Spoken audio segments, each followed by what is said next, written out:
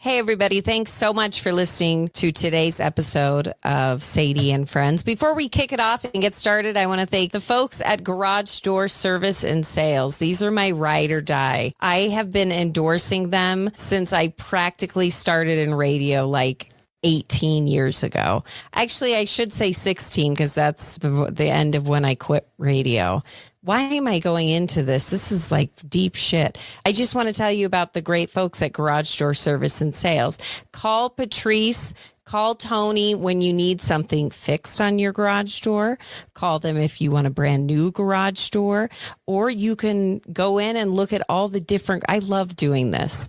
Going in and looking at all the hot, cool, sexy new garage doors. This is definitely something that you don't start truly caring about until maybe you're a little older. But damn, it's a thrill for me to go into Garage Door Service and Sales and check out everything. You know what my dream is? Instead of having doors on the house, like, you know, those sliding doors in the back, I want a garage door.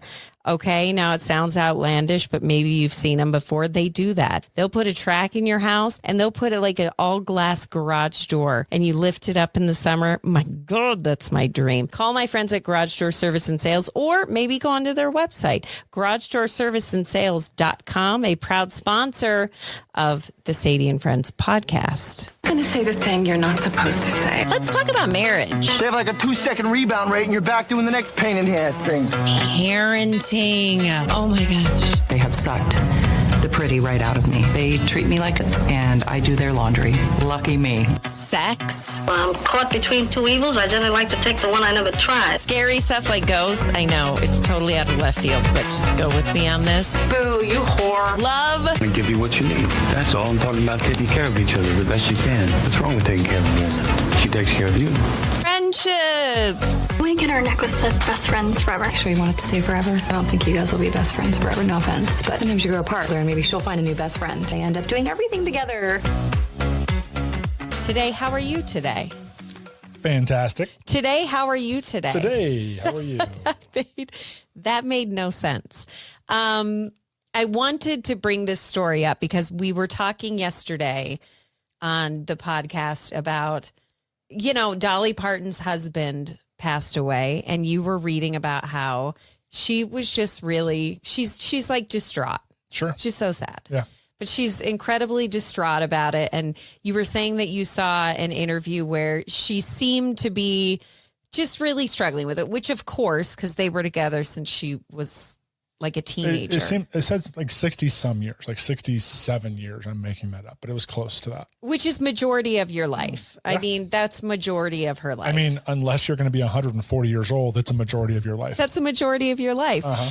And I read this story and this made me really sweet. So to keep it in the vein of like true love, I read this story and I thought this was really cute. Well, it's cute, but I shouldn't say it's cute because it's also kind of tragic. Oh. So this couple, they both lost an arm. At the same time? Listen or to this. differently? I'm not laughing. Stop it. A couple from Kentucky both lost an arm, but they lost opposite arms. At the same time? At the same time. What were they doing? Was it They a car were accident? sheltering each other in a tornado. Oh, that's awful. Isn't that why am I laughing? Why did you make me laugh at that? Because there's so many scenarios. Where it's that like Hot could be Tub the- Time Machine where that guy lost an arm. So they lost an arm in the future, right? In current state. And then they went back in time in the Hot Tub Time Machine and the guy had an arm. And one guy was obsessed the entire movie of how's he lose his arm? How's he lose it? How do you remember things like this? When is the last time you saw the movie Hot Tub Time Machine? Probably the year it came out. Which is insane because I'm pretty sure we saw it at the exact same time. Sure. And you're explaining it to me and I'm like, I have zero recollection. So remember who was the dad in Back to the Future? Oh, He's kind of an odd guy. Is it Cillian Murphy? No, that's Oppenheimer. Oh, yeah. I don't know. But anyways, I think it's the same guy who George McFly. I think it was the like hotel attendant in Hot Tub Time Machine. And they went there and they lost an arm. And they're like, oh my God, how did he lose an arm? He never found out. And then they were in the Hot Tub Time Machine. And it went back, 20, 30 years or whatever. And he had both of his arms. And Rob Corddry, not Rob Corddry. Yeah, I think it was Rob Corddry. yeah. Was obsessed the entire time of How do following you him remember? around and going, how do you lose his arm? And there's every single, like, there's an almost lose his arm. Oh my God. And he didn't do it. And he goes, how does he do it? And hey, so, now you're making me want to definitely go back and watch this movie. But anyways, when you said this couple both lost an arm, I'm like, it's my first question. The same time, how'd it happen? It happened exactly the same time. It was in Kentucky. And there was this tornado. Now, this is really sad because 19 people died in this storm. So it was a really bad one. It was a really bad storm. But the doctors say that this couple lost opposite arms because they were holding each other while the storm was going through. Now, this couple, they are in their 60s, their late 60s. So they've been together for a long time. And I don't know. I know. Look at you. Is that the whole story? That's like the whole story. But I read that and it made me think of what you were saying about the Dolly thing. Like, that's such a gift to be able to be with somebody for so long. Yeah. And I don't know if I'm just being sentimental today, but I don't know. I read that and I thought, I hope one day we lose opposite arms sheltering each other. No, I don't really hope for that. But Yeah. You know what I always think of when I hear about the old couples and dying together or something like tragic like happening? Yeah. 2 events. One you won't know, one you will know. Okay. One, Mount Vesuvius and Pompeii, when it went off, right? They basically can make molds of the people where they were. And so there's a lot of like sheltering. Like you actually get to see where the people, like what happened to them. It's like they're frozen in time. So essentially, yeah. So the lava came over them. Yeah. Right. Yeah. And it came over their bodies. Okay. And as time went on, their bodies decomposed, leaving a hole of exactly where they were. So they filled it with like plaster Paris. Paris plaster, whatever that's called.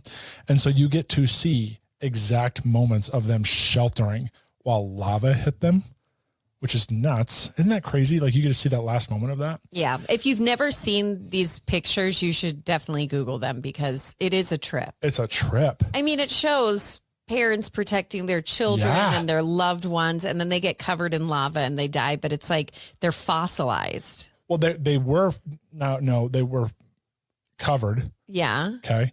And then as their bodies decomposed, because this happened 2,000 years. Yeah, they were covered, and it was like they were in a full body cast. Their body.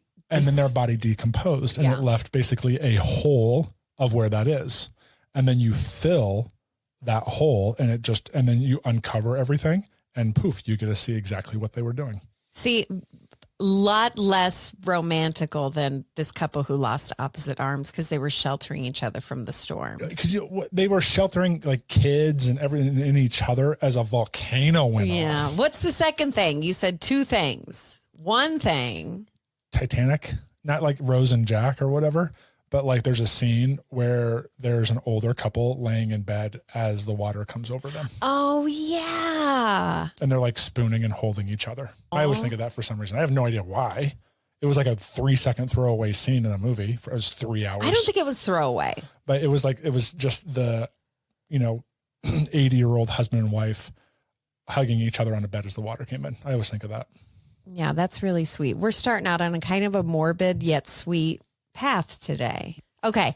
I read something and it completely made me laugh, but it's also incredibly, I feel like this is cruel. What? Let's talk about things that you're afraid of. You are innately afraid of sharks. Would you say that's your number one fear? Yep. Okay. Sharks are his number one fear. Any body of water, you would agree you're not really comfortable. Not comfortable at all. Would you say even the pool, you're not really comfortable in a pool? No, I'm comfortable in the pool, but sharks can't go in a pool. I know they can't be in pools. I know they can't be in lakes. I know that they can't be in a lot of places. But yeah, it is part of my DNA that I think that there is a great white with a mouth open in any body of water. So listen to this. We're going to talk about fears today. And the first fear that I was reading about, because, there's different names for different fears. The fear of long words. There are people out there who are afraid of long words. Afraid? Some of these are so dumb, but then it makes me think about like the Maury Povich show when there'd be a woman on there who's like, I'm afraid of olives. and then he would bring out a jar of olives and they'd be like, well, of course you've never seen it. You've got better things to do. But, but listen to this. The fear of long words is I'm not even going to try to say it. Hippopotamostrosis quipt allophobia. You did try to say it. Good I job did try on to you. say it. Yeah. And I think I kind of got it. It's a 36-letter word. And it's a fear of long words. And it stands for, it's the word for fear of long words. Isn't that messed up? I once knew a person. Yeah. No, I guess I know them still, but she was afraid of a large number of birds. So if there was a large number of, not like flying around, but like if there was a large number of birds out in a field or something, like she had to like look away. Like it was scared her. I've never heard, that's the only time I've ever heard that. I could see that because you grew up in Iowa. So there are fields everywhere. This person was not from Iowa. Oh, really? Yeah, this person was from Colorado. Yeah, people have really weird fears. What about this one? I'm going to just say the word and I want you to try to guess what the fear is. Okay. But these are all really left field. So, but Okay. maybe in the name. Trypophobia. Fear of things coming in threes. Ooh, that would make complete sense, but it's the fear of closely packed holes. Okay. Way different. Way different. Okay, or more specifically, an aversion to the sight of irregular patterns or clusters or small holes or bumps. So like, for example, it would be like an English muffin. You know, an English muffin has those kind of crater holes in it. Yeah. Some people are afraid of that. You know what's weird right now is everyone that's listening is thinking about what they're most afraid of. I know. Everyone's got a thing that they're irrationally afraid of. Irrational. Like, I don't think I do. I have an irrational fear of death, but I also think that everybody is going to die. So that's not irrational. I would say that everyone that knows you personally, your irrational fear of death is on everything. You're like Final Destination, to bring that up again. I really do. Where you're like, oh my God, I'm dying. Like there isn't a week that passed that you don't come to me thinking you're dying for some reason. I think I've gotten a lot better. Okay. I think I've gotten a lot better. Sure. Okay. So let me find another one because I just think these are ridiculous. And I read one where I'm like, I think I have this. Okay. Aloxdophobia. No idea. No idea. It is the fear of other people's opinions. Okay. Isn't that weird? I think I do have that. It says it's a rare social phobia characterized by irrational and overwhelming fear of what other people think. I wonder what the most popular fear is. Ooh, I don't know. You should look, I'll look that that up up. while you're doing I this. would imagine it's death or public speaking. Don't they say those are the two big ones? What's weird about public speaking? So you and I both have to public speak, and it doesn't. I don't know. I don't like it. You don't like it, but you're not afraid of it. Yeah, I tumble over myself a lot. It's not really that good. If I'm having to guess, I would definitely say that it's public speaking is the number one fear. I actually knew somebody in school who almost didn't graduate because you had to take speech class and graduate, and she couldn't do it. She just couldn't do it. I did find so there's a list here of top 5, and it does make sense what the top 5 are. Okay. Right? Arachnophobia. Spiders. Ophordibia. I don't know. What is it? Fear of snakes. Oh, really? I've never heard that word. Acrophobia. Fear of water. Fear of heights. Oh, see, that's... Acrophobia. Agoraphobia. Agoraphobia is fear of leaving your house. Fear of open or public spaces. And I think I have that. Don't you think I have that? I think you're just uncomfortable. I don't think you have a fear of it. I think you're uncomfortable. Yeah. Okay. And then social phobia. But there is a list here of 21 rare phobias. Okay. Now, but wait, Yeah. I don't want to go into that yet. Okay. I want to tell you that I'm 90. I absolutely have astrophobia. Which is? Astrophobia, an intense fear of thunder and lightning. You do. Since it was astro, I was thinking it might be like astroturf, like grass or something, because you don't like touching I don't like grass. What do I so like? weird. What is wrong? I'll be in I the don't yard like and they'll to say, touch "Come here," grass. and you'll be like, that's good. I'll look at it from here. I'm like, touch the grass. I don't get how people walk around barefoot in grass. But you have shoes on. I'll have shoe. No, you like to pull me out of the house when I'm not wearing Sure, shoes, but and then you go, "Come over here." But there are and even look." times where you have shoes on where I can tell you're uncomfortable being on grass, which is odd. The thunder and lightning thing, we have been together where all of a sudden a random thunder will hit and it will scare you like you're a chihuahua. I really do. I'm like a dog on the 4th of July. It's really bad. What's funny? Okay, so reading more into fears and phobias, all these words are so random and they don't like correlate in my mind with any of the things that they stand for.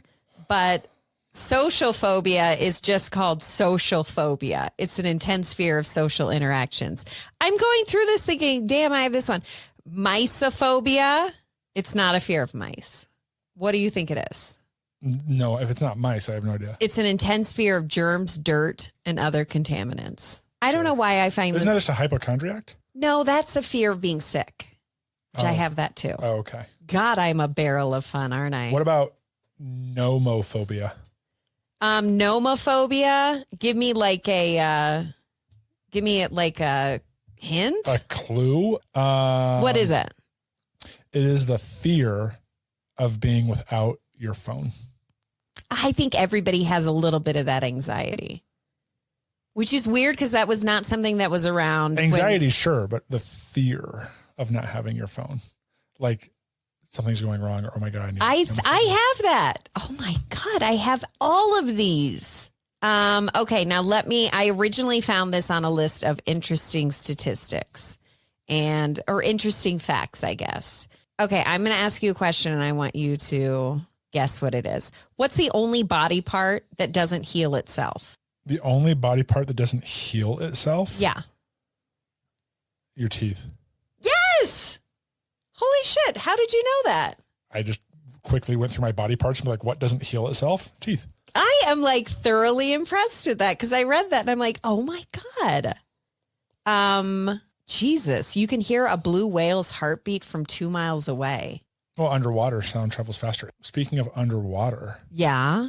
Did you hear that there's more stuff coming out? Remember 2 years ago about that? Yes. The submarine. Speaking of Titanic again, apparently, but that Ocean Gate capsule submarine, I don't even know if it's called a submarine or not. It was going down to the bottom that imploded. Bodies were just goo after that. Yeah. Right? Like I think crazy. I think at this point, maybe not, but I think everybody has probably seen, they've done like reenactments. Yeah. With computers about what it probably looked like. Now, the good thing about it is these people could not have even known what hit them. Oh no. It happened so fast and it obliterated them. But are you talking about the wife? She was there, the wife of the CEO. Yeah. And they're listening to sonar. Yeah. And taking notes and whatnot. And yeah, did you see that? I did see that. See, I had a problem hearing it. It wasn't a big boom, but she kind of looked over at her person that she was with and goes, what was that? Like, totally innocent. Yeah. Oh. But the reason I was saying that, not only did that come out, but they also had audio that came out from, a U.S. Navy acoustic detection system. Oh. Right? Sounds bougie. It was 200 miles away. What? And it picked it up because water just it doesn't have, it's not impeded by any air, right? So it just travels right through water 200 miles away. It picked it up. It picked the sound up of it imploding. Yeah. Stop. Well, I mean, if you can hear a whale's heartbeat from that far away, that kind of makes sense. Sure. Because that had to have been like a crazy explosion. Implosion. Yeah. Back to water. So I saw something the other day and I am confused. So we can get into my fear of just bodies of water, which comes from sharks, really, not swimming, just sharks. But why do people go in the ocean? And I've never, ever understood it. Yeah. Bad thing. I don't get it. I've never been an ocean person. Anytime we travel and there's the ocean, I really don't like to get in, but it's not out of fear. It's out of the fact that I don't like the feeling of salt water. It makes me feel just good. I hate it. And I hate saltwater pools. Ugh. I don't get any enjoyment out of being in water. Like there's nothing like, oh my God, I really like it, but I have this fear. I don't like it at all. But the things that are in the ocean, why do people go? Well, Why? not only just the animal or the creatures that are in the ocean, but you also have to think about like riptides and getting sucked out. And, you hear about people who go swimming with their family in Hawaii and then they get sucked out. Do you know what you're supposed to do? Swim, not parallel. Sideways. Swim Yeah. sideways. Yeah.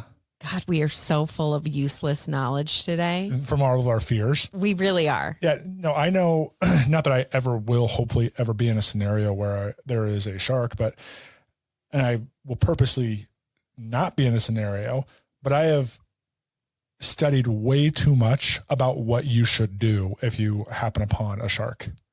Like, it's stupid, but what is this fear? I'm never going to have this in my life. Aren't you supposed to punch it in the nose or go for the eyes? So nose, eyes, and gills, right?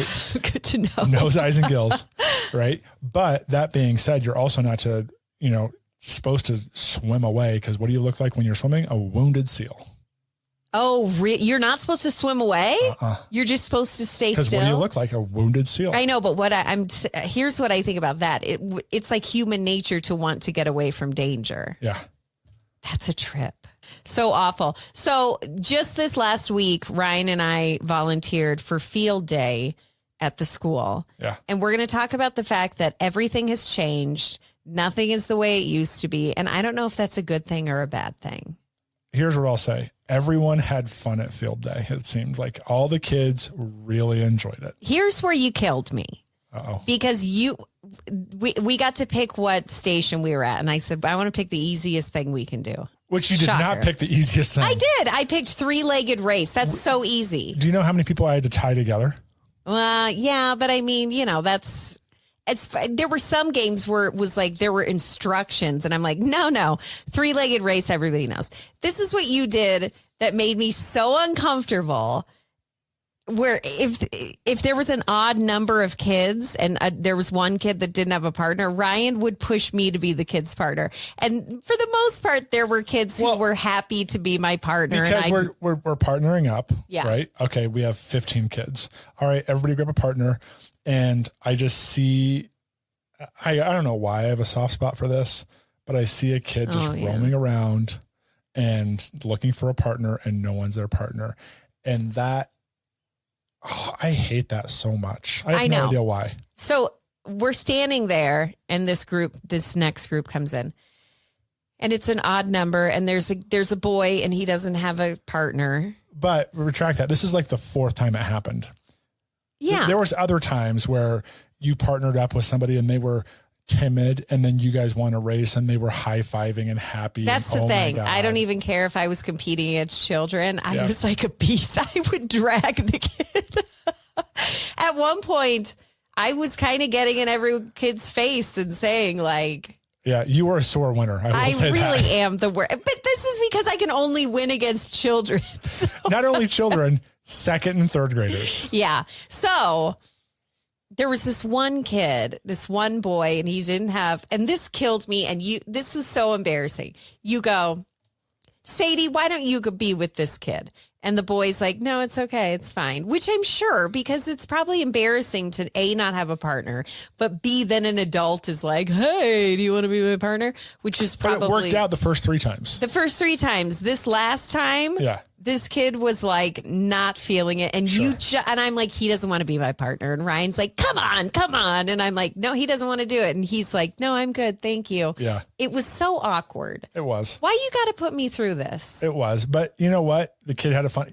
I will say he wasn't a timid kid. He was just one that was like, standing out. And he seemed like a pretty confident kid. He went with which made it even more cringy that he was like, He went with another group with 3 and they did not do well. They fell down all the time. He could have won with me, but he could have won. But no, in retrospect, I was trying to make that fit. It didn't fit. That's my bad. But however, you got to admit the other times where it's like a little girl and she's like, I don't know. Be my partner. And she partnered up with you, right? Her life changed. They left pretty confident. Not also because you won, but high-fiving and doing all that stuff. I hate to see timid kids. Murphy doesn't have this a lot. Like when she's pretty confident girl, right? I've seen She people puts her out straight dog her. I mean, Yeah. just straight dog her, and she just brushes it off like, yeah, what yeah, are you what's going to up? do? Go over here. And I am like, I have the fear of being judged by people. I mean, I have that phobia. So where does she come from? Well, probably a little bit on my side on that Okay. one. Probably a little bit. But when she does have that, when you see your child Yeah. being left out of something or not included or someone being mean to them, oh man, It's like so heartbreaking. Oh, it fires me up. But I do have that empathy for like, because I coach a lot of little kids. So I do kind of try to get a quick read on kids, and seeing how they're feeling and how we can boost confidence and everything. And yeah, I don't know. There was one little girl that she just didn't want to do it.